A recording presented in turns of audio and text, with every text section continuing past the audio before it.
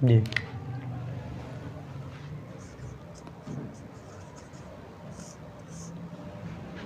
Hello, अस्सलाम वालेकुम, welcome to chemistry मुर्शिद।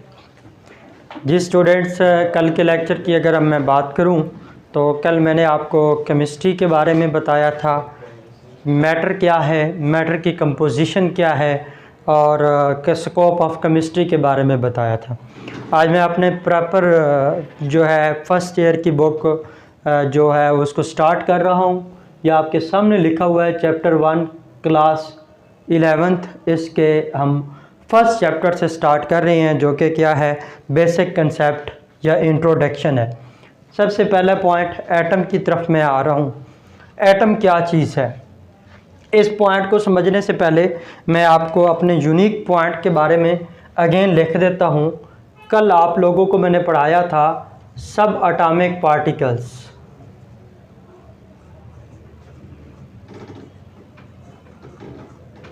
उसमें कौन कौन से पार्टिकल्स थे? 3, electrons,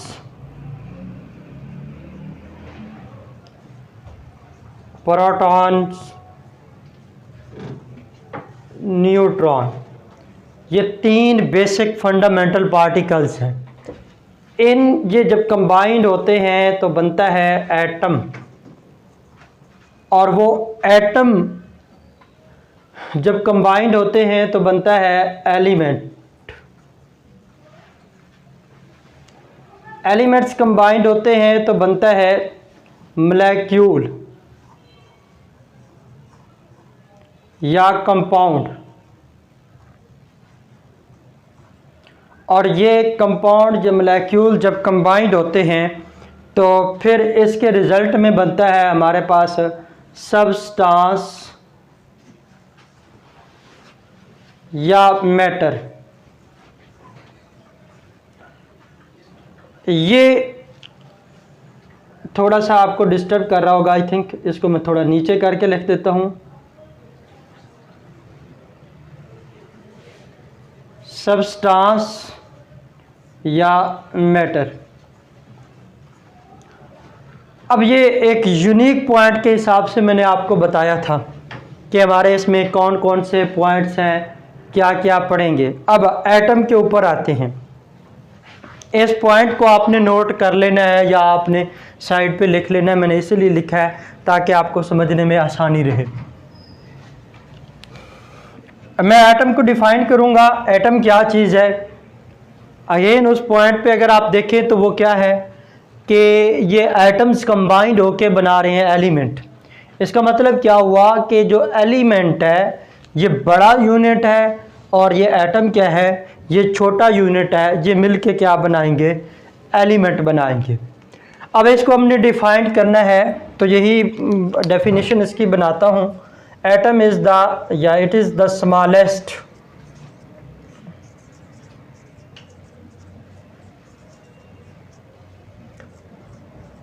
particle of an element which take part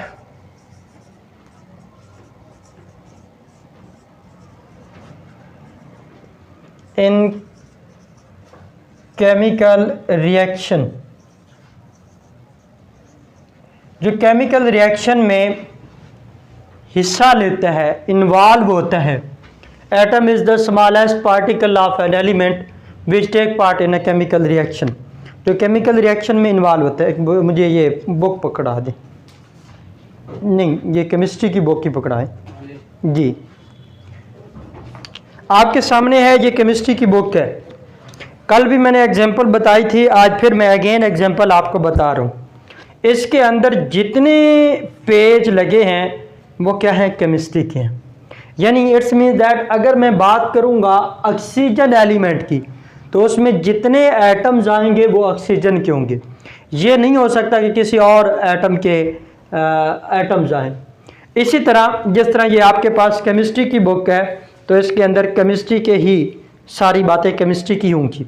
अब अगले पॉइंट पे मैं आपको लेके आ रहा हूँ कि ये आपके पास अगर एलिमेंट है इसको आपने सपोज करना है, ये एलिमेंट, ये तो मैटर है, वैसे आपने इसको सपोज करना है। तो इसमें एक पेज की जो हैसियत है वो सबसे इसका स्मॉलेस्ट पार्टिकल यही एक पेज बनता है, इससे मज़ीद तो हम इसको तकसीम नहीं कर सकते ना।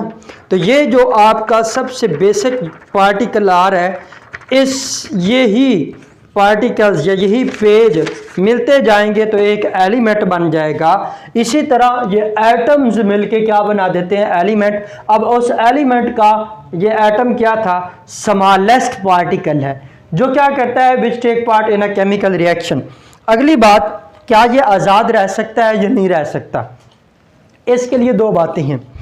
इट मे और may not exist independently, it may और मे नॉट एग्जिस्ट इंडिपेंडेंटली। ये आज़ाद रहता भी है, आज़ाद रह भी सकता है और आज़ाद नहीं भी रह सकता। मैं अगले पॉइंट पे आऊँगा कि कब ये आज़ाद होगा, कब ये इंडिपेंडेंट एग्जिस्ट करेगा और कब ये इंडिपेंडेंट एग्जिस्ट नहीं करेगा। इसके लिए मैं एक एग्जांपल पुट करता हूँ अपनी डेली लाइफ की, ताकि आपको समझने में आसानी रहे। हर चीज़ दुनिया में चाहती है कि मैं अपने आप को सुकून की हालत में रखूँ, पुरसकून रहूँ, अपने आप को स्टेबल रखूँ। उसकी स्टेबिलिटी का मेयार डिफरेंट हो सकता है। मैं 3 बातें करूँगा। अगर एक बंदा बीमार है, वो डिस्टर्ब होता है, क्या वो सुकून होता है उसको? इसका मतलब है उसको सुकून नहीं है। अब वो सुकून हासिल करने के लिए क्या करता है, टैबलेट्स लेता है या कोई अदर जो भी आपकी मेडिसिन हैं वो यूज़ करता है। अगर एक और बंदा है जिसको ट्यूमर है, बॉडी के अंदर किसी भी पार्ट पे ट्यूमर हो जाए तो वो नुकसान दे रहा है, तो उसके लिए साइंटिस्ट या डॉक्टर्स क्या रिकमेंड करते हैं कि आप इसका ऑपरेट करवाएं, तभी ये आपको आराम आएगा, अदरवाइज़ आराम नहीं आएगा। तो उस वक्त उसकी स्टेबिलिटी किस चीज़ में है कि वो ऑपरेशन करवाए, अपने आप को सुकून की हालत में लेके आए। इसी तरह अगर एक भूखा आदमी है तो वो सुकून की हालत में नहीं होता है। मैं हूँ या आप हूँ, कोई भी हो, तो जब हमें भूख लगती है हम बेचैन होते हैं कि हमें नींद नहीं आती। इवन सुकून क्या है, एक ऐसी हालत जिसमें आप बिल्कुल पुरसकून हो जाते हैं, उस हालत को हम बोलते हैं स्टेबल। जब हम भूखे होते हैं तो हमें नींद नहीं आती, उस वक्त हम खाना खाते हैं ताकि हमें सुकून, और जैसे ही हम खुराक खाते हैं या खाना खाते हैं तो अल्लाह ताला जब हमें खुराक खिलाता है तो उसके बाद हम दुआ भी पढ़ते हैं, अल्हम्दुलिल्लाह, अल्लाह तेरा शुक्र है आपकी इस खाने की वजह से मैं सुकून की हालत में आ गया। इसी तरह अब देखो, मैंने 3-4 बातें जो आपको बता रहा था कि जब कोई बंदा बीमार है तो उसकी स्टेबिलिटी का मेयार और है, उस वक्त उसकी स्टेबिलिटी का स्टैंडर्ड ये है कि मुझे मेडिसिन मिले। अब उस वक्त एक बंदा बीमार पड़ो, वो उसको शदीद पेन हो, आप खाना दें खाएगा नहीं खाएगा, उसे वो अच्छा ही नहीं लगेगा। क्यों? उसकी स्टेबिलिटी का जो स्टैंडर्ड है उस वक्त वो खाना नहीं है, उसके लिए मेडिसिन चाहिए। किसी की बॉडी में ट्यूमर था, आप उसको जाके कहते हैं भाई ये आपको पैसे देते हैं, आप हमें कहें कुछ नहीं, आप सुकून से, वो कहेगा तो आपका मेंटल है, आपका दिमाग ख़राब है, मैं दर्द की पेन की शिद्दत से मर रहा हूँ और आप लोग मेरा मजाक कर रहे हैं, मुझे आपके पैसों की ज़रूरत नहीं है, मुझे आप इलाज करवाओ। उस वक्त उसकी स्टेबिलिटी पैसे में नहीं है। इसी तरह जब कोई भूखा है तो उसकी स्टेबिलिटी क्या है कि मुझे खाना मिल जाए। जब कोई बंदा बीमार है तो उसकी स्टेबिलिटी ये है कि मुझे मेडिसिन मिल जाए। जब अगर बॉडी के अंदर ट्यूमर आ गया तो उसकी वक्त उसकी स्टेबिलिटी ये है कि इसका ऑपरेट करके इस ट्यूमर को निकाला जाए। इसी तरह जब कायनात की हर चीज़ अपने आप को स्टेबल रखने की कोशिश करती है या कोशिश में है, अब ये हम सारे पैसे इकट्ठे करते हैं, क्यों इकट्ठे करते हैं? ताकि हम स्टेबल हो जाएं, हमारी ज़िंदगी में सुकून आ जाए, हमारी ज़िंदगी में लग्जरीनेस आ जाए, हमें बेचैनी ना हो, हम डिस्टर्बेंस में ना जाएं, हमें सारी फैसिलिटीज़ में। ये भी एक तरह का स्टेबिलिटी की बात हो रही है। लेकिन एटम से जब हम बात करते हैं ना कि आपकी स्टेबिलिटी किस चीज़ में है, तो एटम मुझसे, आपसे नहीं, आप लोग तो बड़े शरीफ हैं, मुझसे बात कर रहा है कि ऐ इंसान, आप ग्रीडी हो, आप लालची हो, मैं लालची नहीं हूँ। आप मेरी बात समझते नहीं है। उसके कहने का मतलब ये है कि आप ये चाहते हैं कि मुझे पैसे मिलते रहें तो हम और इकट्ठे करते जाते हैं। एटम कहता है मेरे पास ऐसा कोई स्टैंडर्ड नहीं है जैसे आपने किया हुआ है। मेरे पास स्टैंडर्ड ये है कि मेरे आखिरी शेल के अंदर, जिसको हम ऑक्टेट कहते हैं, आखिरी शेल वैलेंस शेल बोलते हैं, आउटर मोस्ट शेल, उसमें मुझे 8 इलेक्ट्रॉन दे दो, मैं किसी को कुछ नहीं कहूँगा, मैं अपने आप को स्टेबल करूँगा। इसी तरह आप लोगों को पता है कि इसी हमारे पीरियोडिक टेबल के अंदर जब हम लास्ट पे राइट साइड पे जाते हैं तो हमारे पास एक ग्रुप है, ग्रुप 8 ए एलिमेंट्स, जिनको हम नोबल गैसेस कहते हैं। Helium, neon, argon, krypton, xenon और रेडॉन, ये वो एलिमेंट्स हैं इनका ऑक्टेट कंप्लीट है, यानी इनके ऑक्टेट में 8 इलेक्ट्रॉन्स हैं। Then these elements are stable, जिसकी बेस पे हम कहते हैं कि ये नोबल गैसेस जो हैं ये नॉन रिएक्टिव हैं, रिएक्ट नहीं करती। क्यों? क्योंकि वो स्टेबल हैं। अब जितने भी एटम हैं वो उनके लिए स्टैंडर्ड ये चीज़ बन जाती है कि हम भी उस नोबल गैस की तरह हो जाएं, जिस तरह वो स्टेबल है। तो वो उस स्टेबिलिटी को गेन करने के लिए कभी कोई एटम इलेक्ट्रॉन का गेन करता है, कभी कोई एटम इलेक्ट्रॉन का लॉस करता है। कैसे? आप और मेरी तरह, जैसे मैं भूखा होता हूँ तो मैं फूड खाता हूँ, खाना खाता हूँ, एटम कहते हैं आप भी तो एक इलेक्ट्रॉन ले रहे हो। फर्क इतना है कि मैं इलेक्ट्रॉन की बात कर रहा हूँ, हो आप भी स्टेबल रहे हो। तो कभी हम इलेक्ट्रॉन को लॉस करेंगे। कैसे? जैसे ट्यूमर था, उसने हमारी बॉडी के अंदर इंस्टेबिलिटी क्रिएट की थी, हम वो ऑपरेट करके उसको निकलवाते हैं। तो यानी एटम के केस में हम इलेक्ट्रॉन को लॉस कर रहे हैं। कभी हम इलेक्ट्रॉन का शेयर करेंगे। तो ये बात आ रही थी कि एटम की स्टेबिलिटी क्या है। अगर एटम का ऑक्टेट कंप्लीट है, एटम स्टेबल होगा। और ऑक्टेट कंप्लीट होने का मतलब क्या है कि वो नोबल गैसेस हैं, हीलियम है, नियॉन, आर्गॉन, क्रिप्टॉन, जीनॉन, ये मोनो एटॉमिक एलिमेंट्स हैं, ये स्टेबल हैं, ये आज़ाद हालत में एग्जिस्ट करते हैं। इसके अलावा बाकी जितने एलिमेंट्स हैं, आपने देखा हाइड्रोजन, ये कभी एच आप नहीं लिखते, हमेशा किस फॉर्म में लिखा होता है? H2। ऑक्सीजन कभी भी O नहीं लिखा हुआ नजर आएगा, ये किस फॉर्म में ऑक्सीजन लाई करता है? O2। इसी तरह क्लोरीन, ये कभी भी अकेला Cl नहीं लिखाएंगे। क्यों? क्योंकि वो अकेला एग्जिस्ट नहीं कर सकता। क्यों? वो स्टेबल नहीं है। वो स्टेबिलिटी गेन करने के लिए अपने आप को मॉलिक्यूल्स की फॉर्म में लेके आता है, या अपने आप को वो किसी कंपाउंड की फॉर्म में लेके आते हैं, लाइक H2O, लाइक NaCl। ये सारा क्यों हुआ? क्योंकि ये वो वाले एटम्स हैं जो अकेले एग्जिस्ट नहीं कर सकते, इंडिपेंडेंट फॉर्म में एग्जिस्ट नहीं करते, जिसकी वजह से ये क्या है, मॉलिक्यूलर फॉर्म में एग्जिस्ट करते हैं या ये कंपाउंड फॉर्म में एग्जिस्ट करते हैं। तो ये था हमारे पास एटम और एटम की डेफिनेशंस, और कौन से एटम स्टेबल हैं, जिनका ऑक्टेट कंप्लीट होता है वो स्टेबल होते हैं और ये इंडिपेंडेंट एग्जिस्ट करते हैं।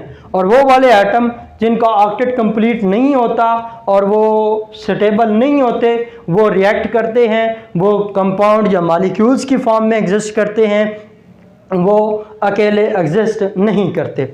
अगले पॉइंट पे मैं आ रहा हूँ कि एटम जो है, अब इसके मीनिंग्स की तरफ लेके आ रहा हूँ। अब मीनिंग्स इसके क्या हैं, अब मीनिंग्स की तरफ आ रहा हूँ। एटम, जब भी हम किसी साइंस में वर्ड के साथ ए लिख देते हैं, इसका मतलब होता है विदाउट। विदाउट ये दूसरे लफ्ज़ों में नॉट के लिए इस्तेमाल होता है, नेगेटिव मीनिंग्स देता है। किस तरह? जैसे हम इस्लामिक में कुरान मजीद के अंदर देखते हैं, जहाँ पे भी ला आ जाता है तो हम कहते हैं ला मीन नहीं, जैसे हमारे कलमा के अंदर है पहला हिस्सा जो उसका हम पढ़ते हैं, ला इलाहा इल्लल्लाह, ला मीन नहीं, इलाह माबूद, इल्लल्लाह मगर अल्लाह के, यानी नफ़ी कर रहे हैं। जहाँ पे भी ला आता है उसका मतलब है नफ़ी है। ये ए जब आता है तो इसका मतलब है जहाँ पे नफ़ी हो रही है किसी चीज़ की, हम नेगेटिव मीनिंग्स में जा रही हैं। जैसा कि ए कायरल, जो चीज़ कायरल नहीं है, असिमेट्रिक यानी उसमें सिमेट्री नहीं लाई कर रही। इसी तरह एटम यानी इसमें नॉट, विदाउट, और ये जो आगे वर्ड आ रहा है ना टॉम, एटॉम, इसका मतलब होता है कट, यानी एटम एक ऐसी चीज़ है जिसको हम कट नहीं कर सकते, जो कटिंग के अलावा चलेगा। यानी देखें ये मेरे पास कोई एक ऑब्जेक्ट पड़ा है तो ये मैंने इसको कट किया, इसका मतलब है ये पहले वन पार्ट था अब टू पार्ट में डिवाइड हो गया, तो इसका मतलब है इसकी डिवीजन हमने कर दी। एटम के अंदर डिवीजन नहीं है, लफ्जी मीनिंग की तरफ जा रहा हूं। यानी एटम जो वर्ड है इसका मतलब है कि कोई ऐसी चीज जो डिविजिबल नहीं है, इसलिए इस एटम को ग्रीक लेटर से लिया गया है। वो ग्रीक लेटर कौन सा है? एटमॉस, जिसका मतलब है इनडिविजिबल। इनडिविजिबल का मतलब वही है जिसको हम तकसीम ना कर सकें। मीनिंग आई थिंक आपको समझ आ गई होंगे। एटमॉस मीन दैट इनडिविजिबल, यानी जिसको कट ना किया जा सके, जिसको डिवाइड ना किया जा सके, जो कटिंग नहीं होने वाली, जो कट ना होने वाली चीज़ है। ये ग्रीक फिलॉसफी आगे मैं आपको पढ़ाऊंगा, उसमें भी यही बात है कि एटम वो चीज़ है जो डिविजिबल नहीं है। लेकिन जब हम एक्चुअल मीनिंग में बात करते हैं तो एटम क्या है? डिविजिबल है। मॉडर्न रिसर्च ने बता दिया कि एटम क्या है? डिविजिबल है। किस तरह? ये पार्टिकल्स हमने लिखे थे, सब एटॉमिक पार्टिकल्स। ये कौन कौन से हैं? इलेक्ट्रॉन्स, प्रोटॉन्स, न्यूट्रॉन्स, ये फंडामेंटल पार्टिकल्स हैं। लेकिन मॉडर्न रिसर्च के मुताबिक अब एटम्स के अंदर जो टोटल पार्टिकल्स डिस्कवर हो चुके हैं वो 100 हो गया है, यानी 100 पार्टिकल्स अब एटम में आ गए। मैंने सारे नहीं लिख रहा, क्यों? क्योंकि यहाँ पे फंडामेंटल पार्टिकल्स एटम के अभी तक 3 ही काउंट होते हैं, वो इलेक्ट्रॉन्स, प्रोटॉन्स, न्यूट्रॉन्स। तो अब ये एटम क्या है? मैंने मीनिंग्स की तरफ आया, not cut, without cut, Greek letter से आया एटमॉस, जिसका मतलब क्या है? इनडिविजिबल पार्टिकल, जिसको हम मजीद तकसीम नहीं कर सकते। लेकिन मॉडर्न रिसर्च के मुताबिक ये डिविजिबल है। अब इसी से आगे मैं आता हूं ग्रीक फिलॉसफी की तरफ। ग्रीक फिलॉसफी क्या है?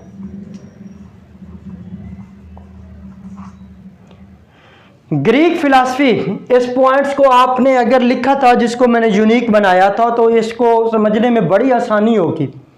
ग्रीक्स के कंसेप्ट के मुताबिक मैटर कुड बी डिवाइडेड,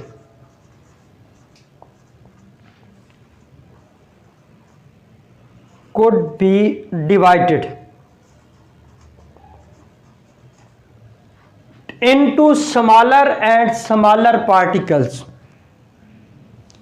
कौन सा पार्टिकल्स? इसको डिवाइड करेंगे, ये चीज, इसके ये एलिमेंट से atoms. Matter could be divided into smaller particles.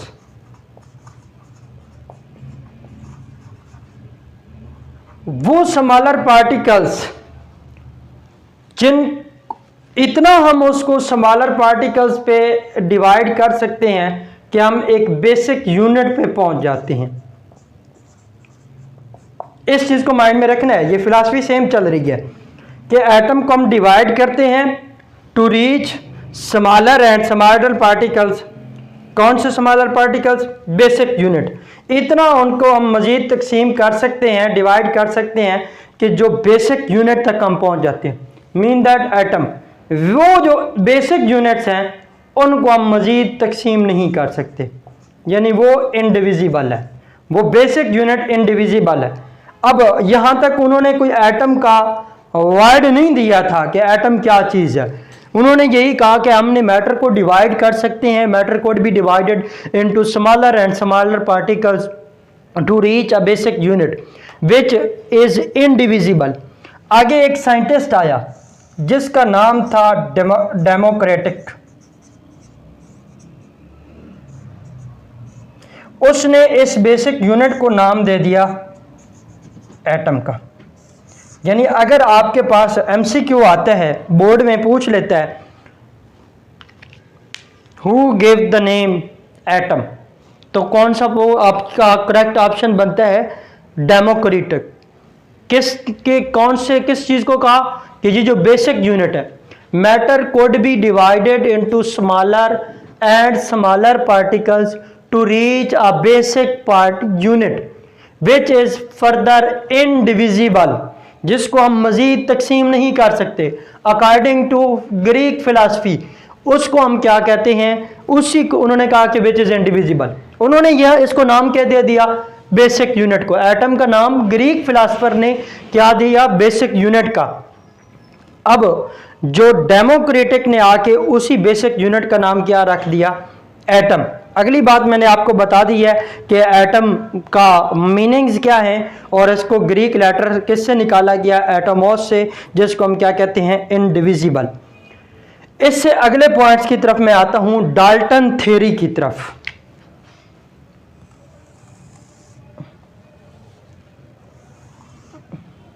Dalton theory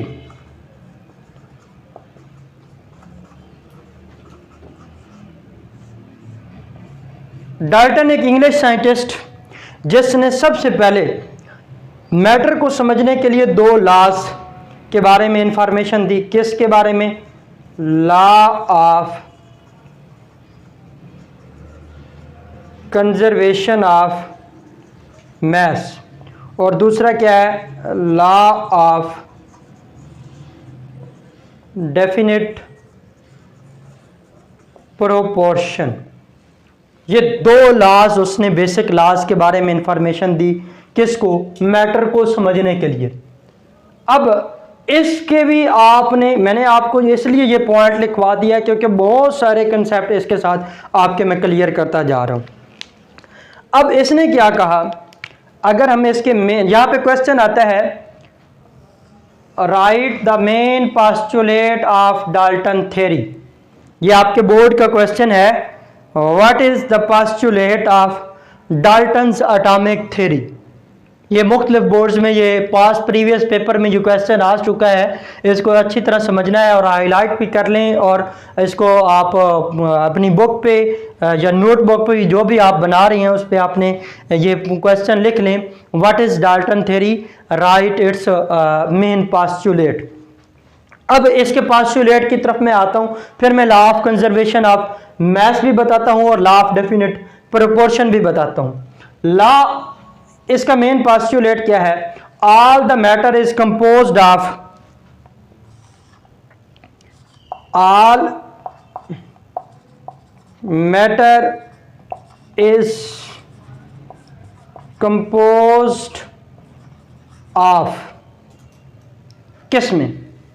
ये मैटर है, all matter is composed of different elements.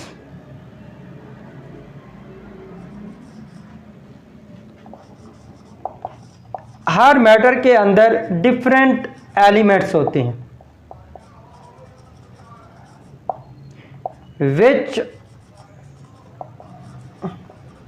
Are different in properties, जिनकी प्रॉपर्टीज क्या होंगी? डिफरेंट होंगी।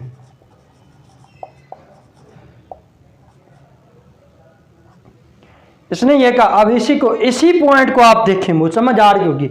All the matter is composed of different elements which are different in properties. मिसाल के तौर पर मैं एग्जांपल देता हूं, वाटर H2O, यहां पे एक बहुत ये वेल नोन कंपाउंड है, जो सब्सटेंस भी है। इसके अंदर एलिमेंट कितने हैं? दो, एक हाइड्रोजन, दूसरा ऑक्सीजन, दो एलिमेंट है। एटम्स की बात करें तो इसमें 3 एटम्स हैं, 2 एटम हाइड्रोजन के हैं और 1 एटम ऑक्सीजन का है। अब 2 एलिमेंट है। यही कहता है कि ऑल द मैटर, ये देखिए मैटर या substance, all the matter is composed of different elements that are different in properties. आपको पता है हाइड्रोजन की प्रॉपर्टीज और है, ऑक्सीजन की प्रॉपर्टीज और है, तो ये इसका मेन पोस्टुलेट था। नेक्स्ट बात पे आता हूँ, law of conservation of mass. ये मैं थोड़ा सा यहाँ पे लिख देता हूँ, लॉ ऑफ कंजर्वेशन ऑफ मास, इस पॉइंट को यहाँ पे मैं लिख रहा हूँ कि mass can neither be created, जैसे ये H2 ये गैस फॉर्म में है और O2 ये ऑक्सीजन जो है ये गैस फॉर्म में है, वाटर ये कौन सी फॉर्म बनी, लिक्विड। और आपको पता है कि जब हम इस चीज़ की बात करते हैं law of conservation of mass, ये कल भी मैंने बताया था कि mass can neither be created nor be destroyed but it can be change from one form to another form. Total जो आपका मैटर है वो कंजर्व रहता है। ये हाइड्रोजन ये केमिकल रिएक्शन भी है, क्योंकि यहाँ पे हम हाइड्रोजन और ऑक्सीजन की बात कर रहे हैं, तो ये गैसेस हैं। जब केमिकली ये रिएक्ट करते हैं तो इनकी प्रॉपर्टीज़ चेंज हो जाती हैं, वाटर लिक्विड बनता है, उसकी प्रॉपर्टीज़ और हैं। तो ये क्या है, लॉ ऑफ कंजर्वेशन ऑफ मास। हमने कोई इसको डिस्ट्रॉय कर दिया, ये ख़त्म नहीं हुए, जस्ट इनकी शेप चेंज हो गई है, ये गैसेस से किस में तब्दील हो गए हैं, लिक्विड में। लेकिन ये नहीं है कि हमने इनको को ख़त्म कर दिया है, ये ख़त्म नहीं हुए, इसकी फॉर्म हमने चेंज कर दी है, गैसेस से लिक्विड में चेंज हो गया। इसी तरह हम बोलते हैं लॉ ऑफ डेफिनेट प्रोपोर्शन। आपको पता है कि ये लिक्विड वाटर के अंदर दो आपके एलिमेंट आ रहे हैं, कौन कौन से, एक है हाइड्रोजन और एक है ऑक्सीजन। अगर हम इनके अंदर इनके मैसेस के हिसाब से रेशो फाइंड करें तो वो बनती है 2:16, या इसको हम क्या कह देते हैं 1:8। दुनिया के किसी कोने पे भी वाटर का अगर एक मॉलिक्यूल्स आप बनाना चाहते हैं तो इसके लिए क्या रेशो ली जाएगी कि 1:8 या 2:16 में ये एलिमेंट्स आपस में कंबाइंड होंगे तो तब ये वाटर बनेगा। ये था लॉ ऑफ डेफिनेट प्रोपोर्शन, यानी हमारा सब्सटेंस उसी वक्त बनेगा जब उसके कंपोनेंट्स को हम एक ख़ास प्रोपोर्शन में लेके आएंगे, तब वो उस कंपाउंड में, तब वो उस सब्सटेंस में कन्वर्ट होंगे, अदरवाइज वो कन्वर्ट नहीं हो सकते। ये थी हमारी डाल्टन थ्योरी। 3 पॉइंट्स मैंने बताए, what is atom, unique point, फिर कब एटम स्टेबल है, कब एटम अनस्टेबल है, फिर एटम के वर्ड मीनिंग्स, फिर उसके बाद ग्रीक लेटर में इसको क्यों कहा गया, ग्रीक फिलॉसफी क्या है, उसके पोस्टुलेट को देखा, फिर उसके बाद बेसिक यूनिट को किसने नाम दिया, डेमोक्रेटिक ने। फिर अगली बात हमने ये की कि एटम जो है मॉडर्न रिसर्च के मुताबिक डिविजिबल है। इसके अंदर फंडामेंटल पार्टिकल्स 3 हैं, इलेक्ट्रॉन, प्रोटॉन, न्यूट्रॉन, और टोटल पार्टिकल इसमें 100 हैं। इसको आप जो है एक दफ़ा स्क्रीनशॉट ले लें, मैं थोड़ा साइड पे हो जाता हूँ, या आपने नोट करना था, कोई पॉइंट देखना है तो देख लें। आखिरी पॉइंट बता के फिर हम अपने लेक्चर का एंड करते हैं।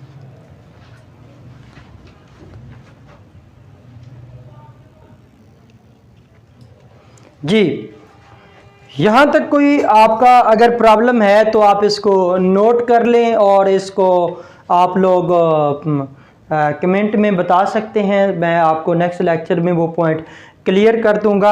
अब लास्ट पॉइंट पे जो हमारा इंट्रोडक्शन जो बेसिक के हिसाब से है उसका मैं लेके आ रहा हूँ, बेrzelius वर्क।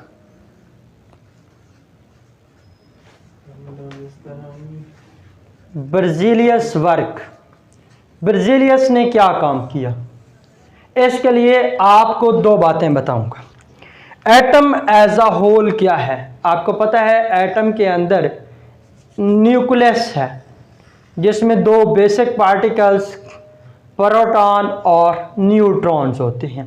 प्रोटॉन पे पॉजिटिव चार्ज है, न्यूट्रॉन पे कोई चार्ज नहीं। बाहर एनर्जी शेल्स हैं जिनमें इलेक्ट्रॉन्स रिवॉल्व करते हैं। उन इलेक्ट्रॉन्स पे नेगेटिव चार्ज है, प्रोटॉन पे पॉजिटिव चार्ज है।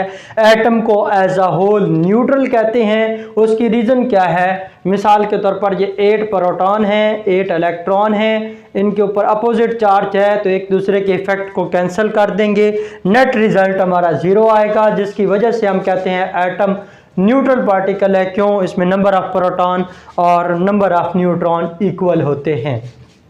अब इसमें 2 बातें आपने याद रखनी है। क्या, एटॉमिक नंबर क्या चीज़ है, एटॉमिक नंबर, इसको हम Z से रिप्रेजेंट करते हैं। इसको अगर हम कहें तो ये क्या है, इसको दूसरे लफ्ज़ों में हम कहते हैं प्रोटॉन नंबर। यानी किसी भी एटम के न्यूक्लियस में नंबर ऑफ प्रोटॉन की तादाद, the number of protons present in the nucleus of an atom is called atomic number. इसको हमने किससे रिप्रेजेंट किया, जी से। Number of protons present in the nucleus of an atom is called atomic number. इसके साथ है एटॉमिक मास।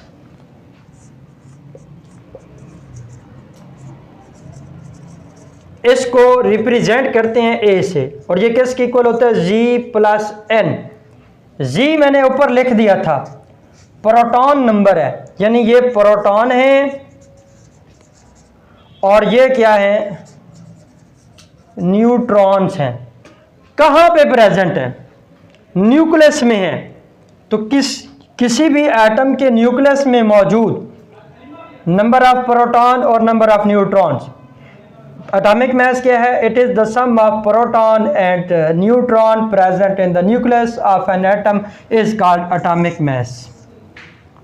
ये मैंने आपको एटॉमिक नंबर और एटॉमिक मास के बारे में बताया। बर्ज़ेलियस का वर्क क्या है कि बर्ज़ेलियस ने बहुत सारे एलिमेंट्स के एटॉमिक मासेस डिस्कवर किए। Berzelius discovered the atomic masses of many elements. बहुत सारे एलिमेंट्स के एटॉमिक मासेस को डिस्कवर किया, बहुत सारे एलिमेंट्स के एटॉमिक मास मालूम किए। और उसके बाद इस बर्ज़ेलियस ने का दूसरा काम किया है, सिंबल ऑफ एलिमेंट।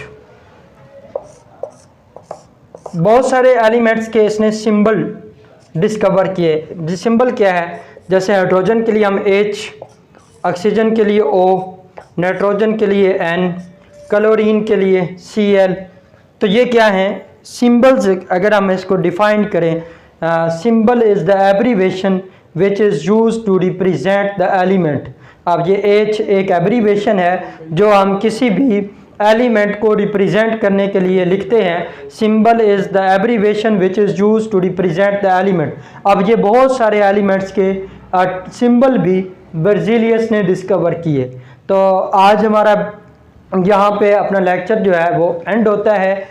ये हमारा फर्स्ट बेसिक से था। कल का जो लेक्चर है वो हमारा इंशाल्लाह ताला इससे अगले पॉइंट जो है वो एविडेंस ऑफ द एटम के ऊपर होगा कि एविडेंस ऑफ एटम, एटम का एविडेंस हमें कैसे पता चला कि एटम भी कोई चीज़ है।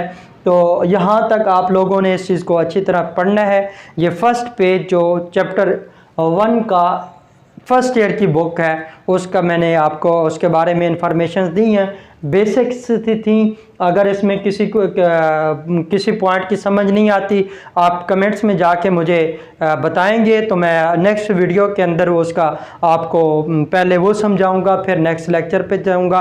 अगर आपको ये मेरा काम पसंद आ रहा है तो फिर इसको अप्रिशिएट करें, और लाइक तो बनता है ना, फिर लाइक भी करें। वमा अलैना इल्लल बलागुल मुबीन।